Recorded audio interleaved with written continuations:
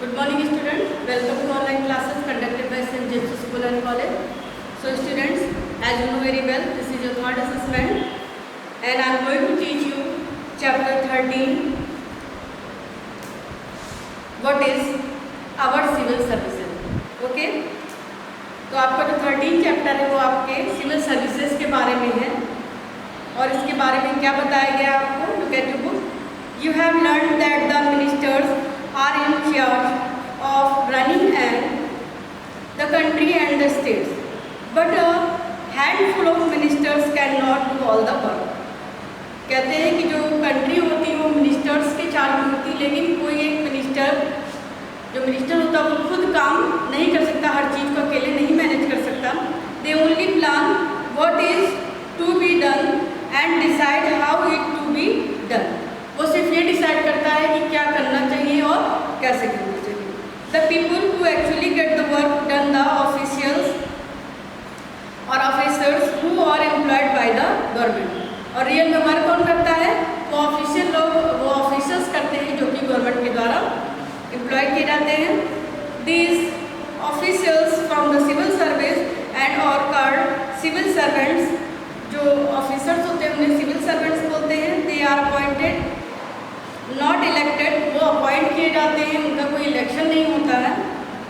So they not charged with every election, which ensures that the work of the government continues smoothly. Now types of services. अब जो types कौन कौन से होते हैं services के? There are different civil services for various kinds of government work. यहाँ पर अलग अलग वर्क के लिए अलग अलग तरह की सर्विसेज हैं. फर्स्ट क्या है? The Indian administrative service, IAS इसे बोलते हैं. In the days when we were under the British, this was known as the Indian civil service. जब हम अंडर द ब्रिटिश मतलब ब्रिटिश के अंडर में थे, है ना, तब क्या था? इसको किस नाम से जाना जाता था? इंडियन सिविल सर्विस के नाम से जाना जाता था. Many consider it to be the most important of the civil services. Simply put, to administer means to manage something.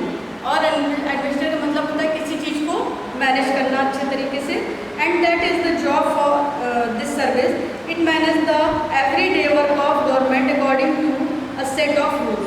और ये रोज जो है, जो गवर्नमेंट के वर्क होते हैं, एक रूल्स का सेट होता है, मतलब उन्होंने अपने एक रूल्स बनाए होते हैं, उन्हीं रूल्स के अकॉर्डिंग उस वर्क को करना होता है और ये गवर्नमेंट के काम को अप्लाई करते हैं.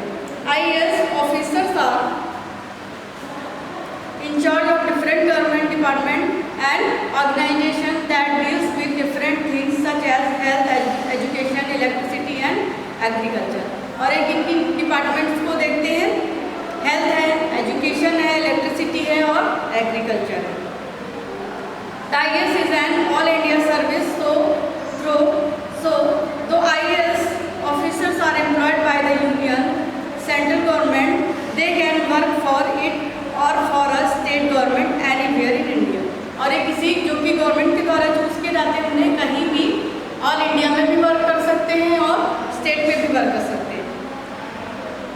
फिर देखिए, one of the things an IAS officer may do it to look after a district as its district magistrate. और कुछ जो होते हैं वो डिस्ट्रिक्ट को मैनेज करते हैं, उन्हें डिस्ट्रिक्ट मजिस्ट्रेट कहते हैं. A DM is also called a district collector. उसे डिस्ट्रिक्ट कलेक्टर भी कहा जाता है. In addition to the IAS, each state has its own civil service whose officers work under the IAS officer. और जितने भी स्टेट होते हैं उनकी खुद की एक सिविल सर्विस होती है जिसके अंडर वर्क करते हैं. नेक्स्ट क्या है? इंडियन पुलिस सर्विस, जिसे IPS बोलते हैं.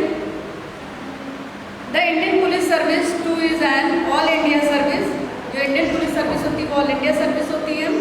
Each IPS officer is sent to a state where he or she work unless called by the union government for a particular job. Perhaps you know about some of the things that an IPS looks after: maintaining peace and order, that preventing and investigating crimes and among these. और क्या होता है? तो वहाँ की जहाँ भी उन्हें अपॉइंट किया जाता है वहाँ की पीस को मेंटेन करते हैं और जब कोई क्राइम केस होता है तो उसे इन्वेस्टिगेट करते हैं. CBI investigates crime and affects the whole country और many states. और जो CBI होती है वो CBI इन्वेस्टिगेट करती है क्राइम्स को और वो कंट्री में कहीं भी किसी भी स्टेट में वर्क कर सकती है.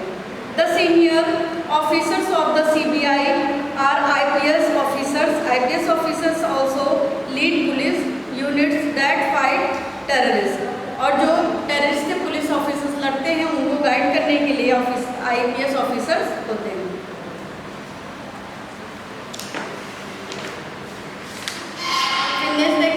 नेक्स्ट सर्विस क्या है?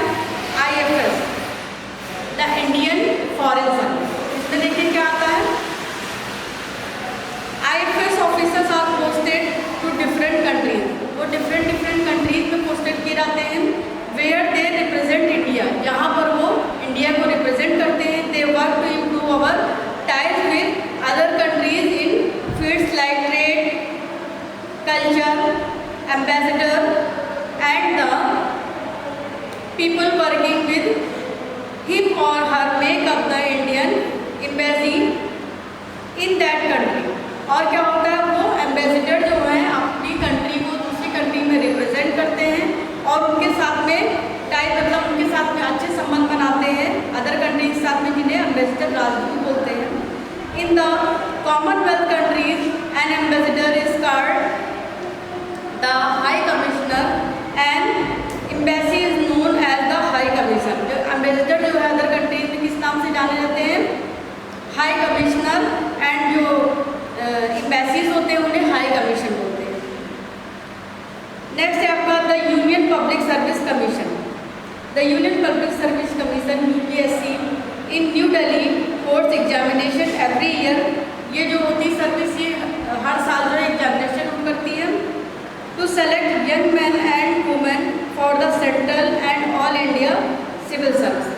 और इसमें न्यू ऑफिसर्स की ज्वाइनिंग होती है, उन्हें सेलेक्ट करने के लिए ये लोग एग्जाम्स रखते हैं. It also appoints officer from a state civil police and forest services to the 3 all India services. कौन सी सर्विसेज है? देखिए, department a part of an organisation like a government और college that does a particular job. Okay? तो देखिए ये जो आपका था सिविल सर्विसेज के बारे में चैप्टर था और इसको एक बार घर में आप फिर से पढ़ लीजिएगा तो और अच्छे से समझ में आएगा. Now look at the book work and copy work. First of all, copy work has given here.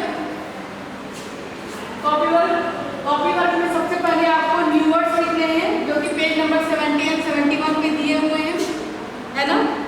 Copy work में सबसे पहले न्यू वर्ड्स लिखेंगे.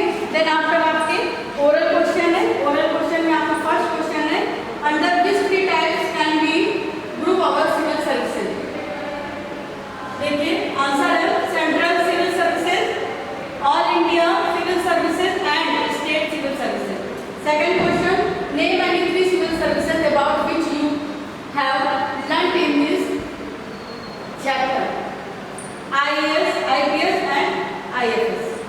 Third, what role does the Indian Revenue Service play? The Indian Revenue Service is involved in the collection of taxes. Okay? फिर आपका fourth question है, where do IPS officer get trained? Sardar Vallabh भाई Patel national police academy Hyderabad.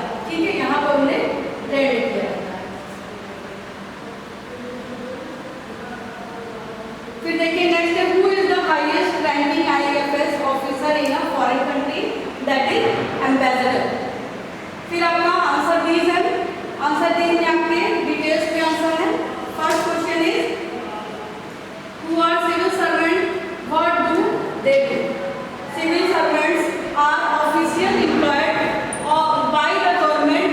They are the ones who do the actual work of government. जो भी government का work होता है actually कौन परफॉर्म करता है? जो अपॉइंट किया है. Under which government? Second question, under which government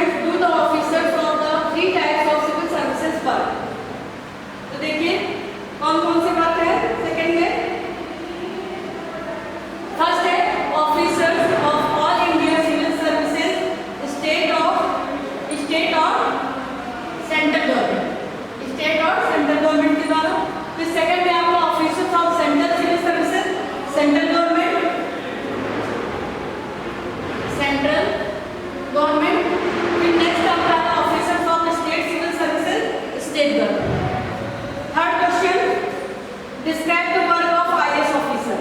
IAS manage the everyday work of the government and carries out the plans of the government. They are in charge of many government apartments and organizations. Fourth, write 4 things that IPS officers do.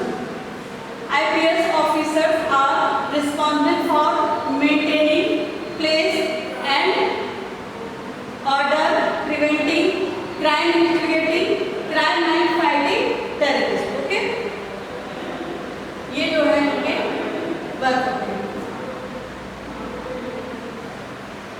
फिर next आपका fifth है, what is the role of Indian foreign service officer. IFS officers represent India in foreign countries and improve ties with other countries in fields like trade, culture and education. So students, this was your copy work. In second part, I will teach you the book work of this chapter. I hope you will try to